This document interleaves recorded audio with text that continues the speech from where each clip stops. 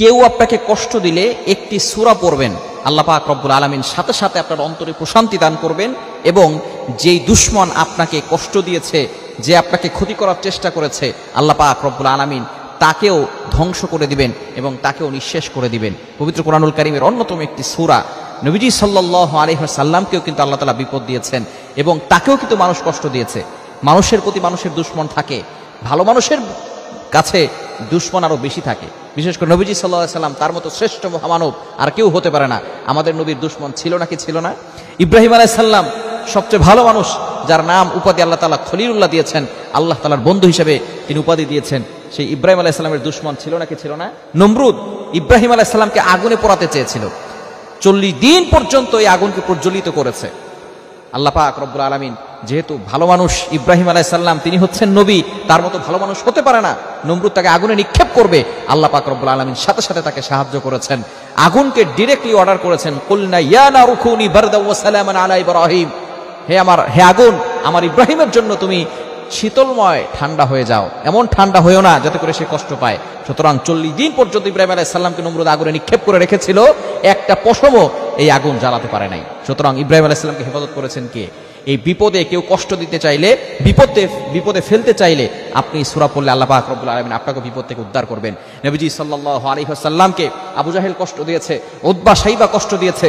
নবীজি সাল্লাল্লাহু আলাইহি ওয়াসাল্লাম বদরের যুদ্ধের সময় এই আবু জাহেল, উতবা শাইবা সব শেষ হয়ে গিয়েছিল। এই যে সূরাটি আপনি পড়বেন, সেই সূরার শানে নুজুল হচ্ছে, নবীজি সাল্লাল্লাহু আলাইহি ওয়াসাল্লাম একবার সকল মানুষকে ডাক দিলেন পাহাড়ের উপরে উঠে, বলেন ইয়া আইয়ুহান নাস, পতাকা উড়ালেন আর সকলে আসলো। আসার পরে বলতেছেন ইয়া আইয়ুহান নাস, এই লোক সকল তোমরা ভালো করে শোনো, আমি এই 40 বছর পর্যন্ত তোমাদের কাছে একটা মিথ্যা কথা বলি নাই। আমি যদি বলি পিছন দিক থেকে একদল লোক আসতেছে আমাদের উপর আক্রমণ করবে, তোমরা কি বিশ্বাস করবে? তখন সকলে এক বাক্যে বলে উঠেছে হ্যাঁ আমরা বিশ্বাস করব। শুধু একজন সকলে বলেছে যে আমরা তোমার কথা বিশ্বাস করবো, তুমি এতদিন পর্যন্ত আমাদের সামনে মিথ্যা কথা বলো নাই। তখন নবীজি সাল্লাল্লাহু আলাইহি ওয়াসাল্লাম বললেন, আমাকে আল্লাহ তাআলা নবুয়ত দিয়েছেন, আমি নবী হয়েছি, সুতরাং তোমরা কালিমার পথে ফিরে আসো, বলো লা ইলাহা ইল্লাল্লাহ, আল্লাহ পাক রব্বুল আলামিন তোমাদেরকে সফলতা দান করবেন দুনিয়া এবং আখিরাত উভয় জগতে। তখন সর্বপ্রথম আবু লাহাব, সে যেই কাজটা করেছিল, ডান হাতে একটা পাথর নিয়ে নবীজি সাল্লাল্লাহু আলাইহি ওয়াসাল্লামের উপর আক্রমণ করেছে আর বলেছে তাব্বাল্লাকা ইয়া মুহাম্মদ, মুহাম্মদ তুমি ধ্বংস হও, এই কথা বলার জন্য আমাদেরকে ডেকেছিলে? আল্লাহ পাক রব্বুল আলামিন তার সাথে সাথে সূরা নাজিল করে দিয়েছেন, আমার নবী ধ্বংস হবে না, তাব্বাত ইয়াদা আবি লাহাবি ওয়া তাব, আবু লাহাব ধ্বংস হয়ে যাবে, আবু লাহাবের সম্পদ কোনো কাজে আসবে না, তার স্ত্রী সন্তান কোনো কাজে আসবে না, আল্লাহ পাক রব্বুল আলামিন তাদেরকেই ধ্বংস করে দিবেন। সুতরাং এই সূরার মাধ্যমে আল্লাহ পাক রব্বুল আলামিন আবু লাহাবকে ধ্বংস করে দিয়েছেন। পরবর্তী সময় এখনো এই সূরা এখনো আছে।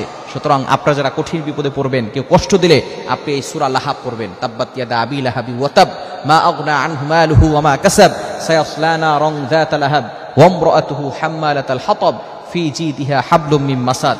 এটা পড়বেন এবং যে আপনাকে কষ্ট দিয়েছে তার কথা স্মরণ করবেন, দেখবেন আপনার অন্তরে প্রশান্তি আসবে এবং যেই দুশমন আছে সেই দুশমন এমন পরিস্থিতিতে পড়বে যে আপনার কাছে নত হতে বাধ্য হবে। সুতরাং এই আমল, সূরা লাহাবের আমল আমরা করতে পারবো তো ইনশাআল্লাহ। আল্লাহ তাআলা আমাদের সকলকে এই আমলটি করার তৌফিক দান করেন।